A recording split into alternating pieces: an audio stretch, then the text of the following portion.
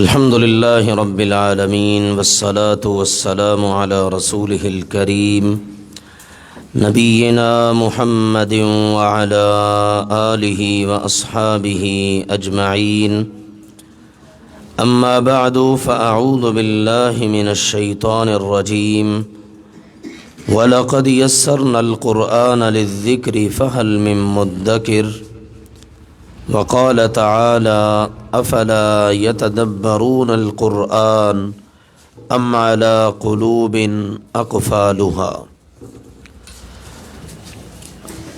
آج اللہ کے فضل و کرم سے ہم اپنے کورس کی 7ویں کلاس پڑھنے جا رہے ہیں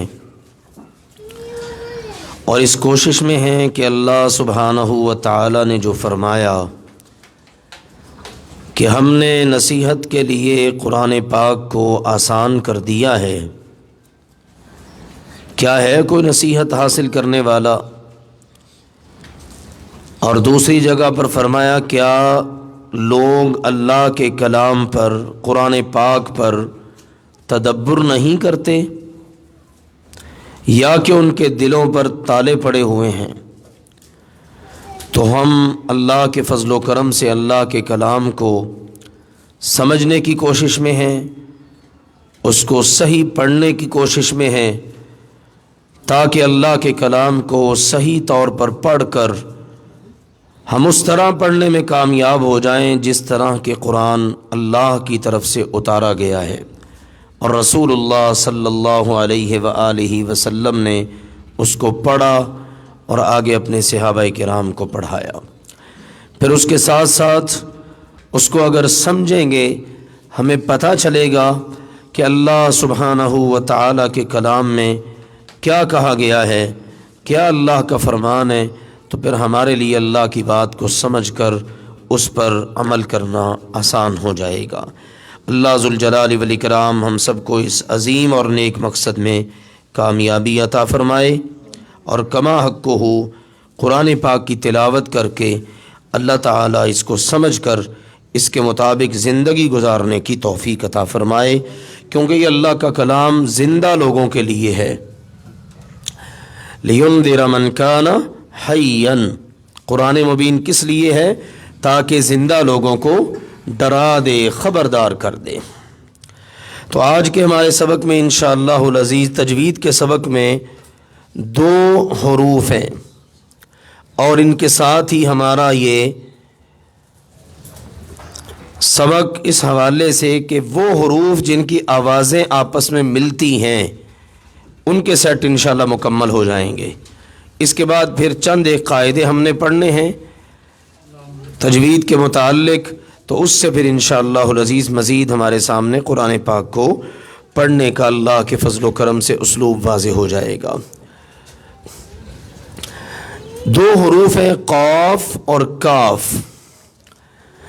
قاف اس کے اندر 2 چیزیں ہیں۔ نمبر 1 اس کو ہم نے موٹا کرنا ہے۔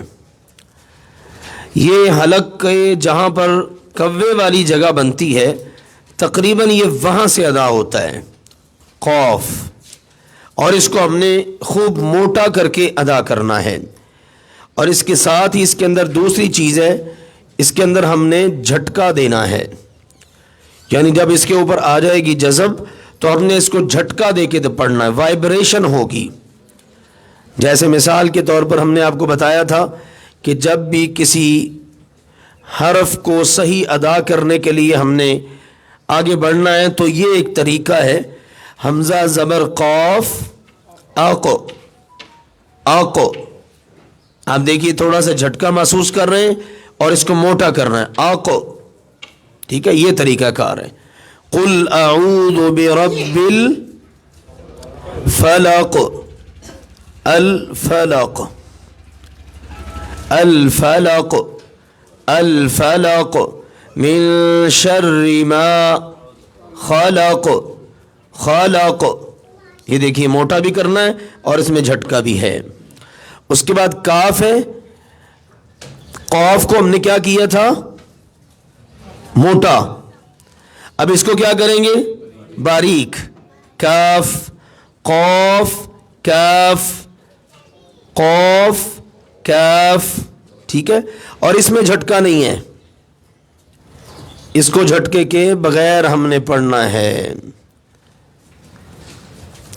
ٹھیک ہے جی. مثال حمزہ زبر کاف اک اک اک, یعنی اس میں آواز جاری نہیں ہے, جھٹکا نہیں ہے.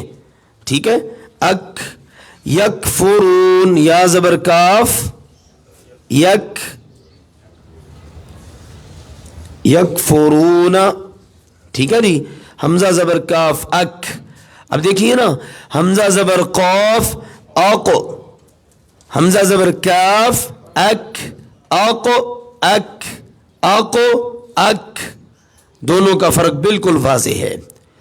تو اس کے ساتھ ہی ہمارے وہ حروف سارے کے سارے مکمل ہوئے جن کو کہا جاتا ہے متشابہ الصوت حروف, یعنی جن کی آوازیں آپس میں مل جاتی ہیں, شبہ پڑتا ہے کہ ہم نے ان کو کیسے ادا کرنا ہے. تو بس یہ تھے وہ سارے کے سارے سیٹ جو اللہ کے فضل و کرم سے ہم نے پڑھ لیے ہیں. اب ہم نے ان کو مد نظر رکھتے ہوئے دوران تلاوت ہر حرف کو ویسے ہی ادا کرنا ہے جیسے بتا دیا گیا ہے. تو یہی ہماری اللہ کے فضل و کرم سے بہت بڑی کامیابی ہے. دیکھیے, قاف اور کاف کی صوت میں فرق, یعنی آواز میں فرق. قاف کی آواز موٹی اور جھٹکے والی ہوتی ہے. الفلق الفلق, ٹھیک ہے, مطلب ہے اس کا مخلوق یا صبح. کاف کی آواز باریک اور بغیر جھٹکے والی. مثال ہے یکفرون یکفرون, وہ کفر کرتے ہیں. جی. قاف, قاف کی کچھ مثالیں ہیں بطور مشق, پڑھ لیتے ہیں ہم سب مل کر ان کو. قاف قمرن, جی قاف کو موٹا کرنا ہے, میم کو نہیں موٹا ہونے دینا. قمرن. قبل اخلاق وقف سائق, یہ سب مثالیں ہیں قاف کی.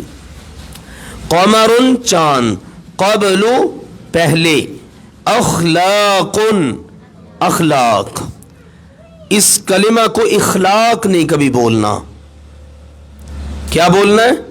اخلاق. خلق کی جمع ہے اخلاق. ٹھیک ہے جی. اخلاق کا معنی بہت بدل جاتا ہے. گندے کپڑے کو کہا جاتا ہے اخلاق, اور کہتے ہیں ہم ہمارا اخلاق بڑا اچھا ہے, ہمارا گندا کپڑا بڑا اچھا ہے. ایسا تو نہیں ہے نا. آپ دیکھیے ایک حرکت کے بدلنے سے کتنا معنی بدل گیا. ٹھیک ہے نا. اس کا اور بھی بڑا سنگین قسم کا معنی وہ ہم ذکر نہیں کرتے. بہرحال خون آلو جو گندا کپڑا ہوتا ہے نا, بس آپ یہ سمجھ لیجئے اس کے لیے اخلاق کا لفظ بولا جاتا ہے, پھٹا پرانا کپڑا. تو ہم نے اخلاق کبھی نہیں استعمال کرنا. عادات اطوار کے لیے کیا بولنا ہے؟ اخلاق. اخلاق یہ جمع ہے, عادات اطوار. نبی اکرم صلی اللہ علیہ وسلم سے اللہ تعالی نے فرمایا تھا انک لعلی خلق عظیم, آپ کا خلق یعنی آپ کی عادت مبارکہ, آپ کے عادات بہت اچھی ہیں. ٹھیک ہے, تو اس کی جمع ہے اخلاق. جی. وقف, وقف ٹھہرنا, رک جانا. اور سائق, ڈرائیور کو کہتے ہیں سائق. ٹھیک ہے, چلانے والا.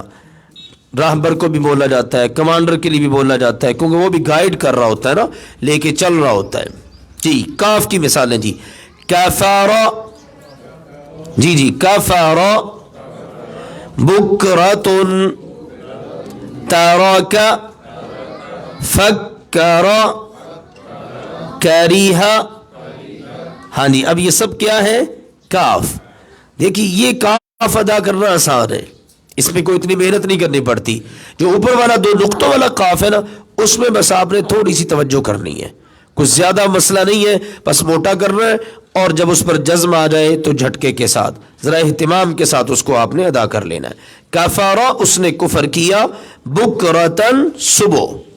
اللہ تعالیٰ کے فرامین ہے قرآن پاک میں, صبح و شام اللہ کا ذکر کرو. بکرتن و عشیہ, تارکا اس نے چھوڑا، فکرا اس نے فکر کیا، سوچا، غور کیا، کریہا اس نے ناپسند کیا۔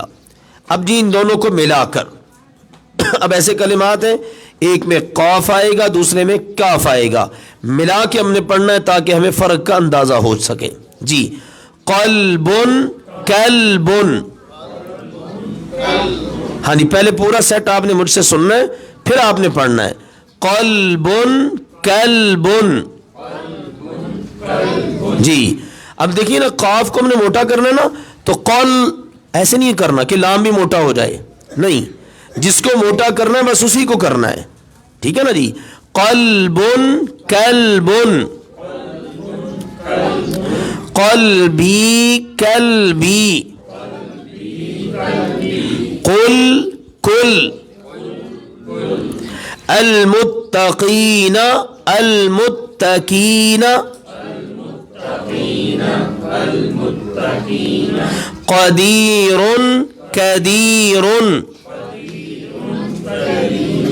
ان تمام کلمات کے معانی پر ذرا غور فرمائیے۔ قلب دو نقطوں والا قاف ہے تو کیا معنی ہے؟ دل، اور کاف دوسرے والا ہے، اس کا کیا معنی ہے؟ کتا۔ کتنا معنی بدل گیا؟ حرف بدلا تو معنی بدل گیا، حرف بدلا تو معنی بدل گیا۔ قلب دل، کلب کتا۔ دوسرا جی قلبی میرا دل، اور کلبی میرا کتا۔ حدیث پاک میں دعا ہے اللہم طہر قلبی من النفاق، اے اللہ میرے دل کو نفاق سے پاک کر دے۔ حرف بدلے گا تو معنی بدل جائے گا۔ ہم عام طور پر چونکہ روٹین میں ہوتے ہیں قاف اہتمام سے ادا ہی نہیں کرتے، کاف ہی پڑھ دیتے ہیں اللہم طہر قلبی، تو کیا مطلب بن گیا؟ اے اللہ میرے کتے کو پاک کر دیں۔ اس لیے بڑی توجہ رکھنی ہے، حرف بدلے گا تو معنی بدل جائے گا۔ اس کے بعد دیکھیے قل کل، قل کا معنی دو نقطوں والا قاف، کیا معنی ہے؟ کہیے، فرما دیجئے، اور کل کاف کے ساتھ کھائیے۔ ہم چونکہ اجمی لوگ ہیں نا، ایک لطیفہ ہے دلچسپ سا جس نتیجے پر ہم پہنچے ہیں، ہمارے ہاں قل کا، قل شریف کا بڑا اہتمام ہے، اور اس موقع پر کیا ہوتا ہے؟ کھانے پینے کا زیادہ اہتمام ہوتا ہے نا، تو وہ قل کی بجائے نا ہم کل ہی سمجھ بیٹھے ہیں، ٹھیک ہے نا۔ وہاں تو تھا کہ فرمائیے، اپنے عقائد کا اظہار کیجئے، یہ پڑھیے، اس کو پڑھنے کا اہتمام کریں، وہ پڑھائی ہم سے نہیں ہوتی، ٹھیک ہے نا۔ اور اسی طرح شیاطین ہمارے اوپر حملہ آور رہتے ہیں، حاسدوں کا حسد کا ہم شکار رہتے ہیں، شریروں کے شر کی زد میں ہم آ جاتے ہیں، تو وہ سمجھ بیٹھے ہیں قل کی بجائے کل ہی ہے، تو نہیں، اس کا خیال کرنا ہے۔ قل مطلب ہے فرما دیجئے، کہہ دیجئے، اور کل کھائیے، کتنا فرق ہے۔ المتقین متقی لوگ، اور المتقین چھوٹے کاف کے ساتھ ٹیک لگانے والے، تکیہ، ٹھیک ہے نا، یہ تکیہ سے ہے نا، اتکا، تکیہ سے، تو ٹیک لگانے والے۔ اگلا دیکھیے کلمہ قدیر، کیا مطلب ہے اس کا؟ قادر۔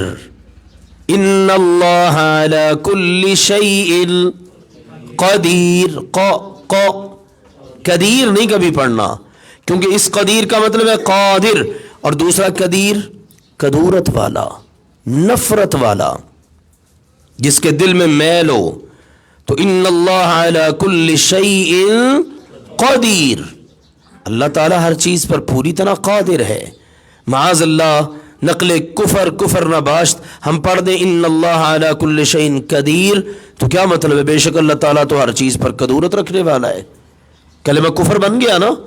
اس لیے اس چیز کی بڑی توجہ اور اہتمام کی ضرورت ہے۔ تو جو اللہ کے فضل و کرم سے ہم نے یہ پڑھا ہے، اب ہم پوری توجہ کریں، کیونکہ یہ 6 سیٹ تھے، کوئی لمبا چوڑا کام نہیں ہے، صرف جن حروف کی آوازیں آپس میں ملتی ہیں نا پڑھنے کے دوران، ان آوازوں کے درمیان ہم نے فرق کر لینا ہے۔ اور میں نے شروع سے اللہ کے فضل و کرم سے آپ کو بتایا ہی تھا، ٹھیک ہے، تا اور طا والا سیٹ ہے، شروع سے آپ چلیں اگر تو الف با کا کوئی مسئلہ نہیں ہے۔ پہلا کون سا حرف آ جاتا ہے جن کا فرق کرنا ہے؟ تا اور طا، ٹھیک ہے، اس کے بعد اگلا آ جائے گا ثا، سین اور صاد. ثا کے بعد کیا آتا ہے؟ جیم، اس کا کوئی مسئلہ ہی نہیں ہے. جیم کے بعد کیا آتا ہے؟ ہا. ہا اور ہا کا فرق ہے. خا کا کوئی مسئلہ ہی نہیں ہے، دال کا بھی کوئی مسئلہ نہیں ہے. پھر آ جاتی ہے دال. دال سے ملتے جلتے حروف ہیں، دال، زا، وا، ضاد. ٹھیک ہے. دال کے بعد کیا ہے؟ را، کوئی مسئلہ ہی نہیں ہے. زا کی تو بات ہو گئی ہے. زا کے بعد کیا ہے؟ سین، اس کی بھی بات ہو گئی ہے. شین، اس کا کوئی مسئلہ ہی نہیں ہے. صاد کی بات ہو گئی ہے، ضاد کی بھی ہو گئی ہے. اس کے بعد طا، اس کی بھی بات ہو گئی، ضا کی بھی ہو گئی. عین، ٹھیک ہے. عین سے ملتا جلتا حرف حمزہ. حمزہ اور عین میں فرق کر لینا ہے. غین کا کوئی مسئلہ ہی نہیں ہے. فا کا بھی کوئی مسئلہ نہیں ہے. آگے آج والے حروف قاف اور کاف، لام، میم، نون، واو، ان کا کوئی مسئلہ نہیں ہے. ہا کا مسئلہ ہے، ہا اور ہا بات ہو گئی ہے. اس کے بعد حمزہ اور عین کا فرق، یا اور یا. تو یہ ایک پوری تختی، صرف اس پر ہم تھوڑی سی توجہ کر لینا. وہ حروف جن کی آوازیں آپس میں ملتی ہیں ہم نے پڑھ لیا ہے، بس اب اس کے مطابق پڑھائی شروع کر دیں. میں نے اس لیے شروع سے توجہ دلائی ہے کہ اگر ایک ایک قاعدہ ہم پڑھتے چلے جائیں اور اس کو اپنی روٹین، پریکٹس اور مشق میں لے آئیں تو انشاءاللہ ہمارے لیے کوئی مشکل نہیں ہے. اور اللہ کے قرآن کا یہ فرمان ہمارے سامنے جگمگا رہا ہے، وَلَقَدْ يَسَّرْنَا الْقُرْآنَ لِلذِّكْرِ فَهَلْ مِن مُدَّكِرٍ. واقعی اللہ کا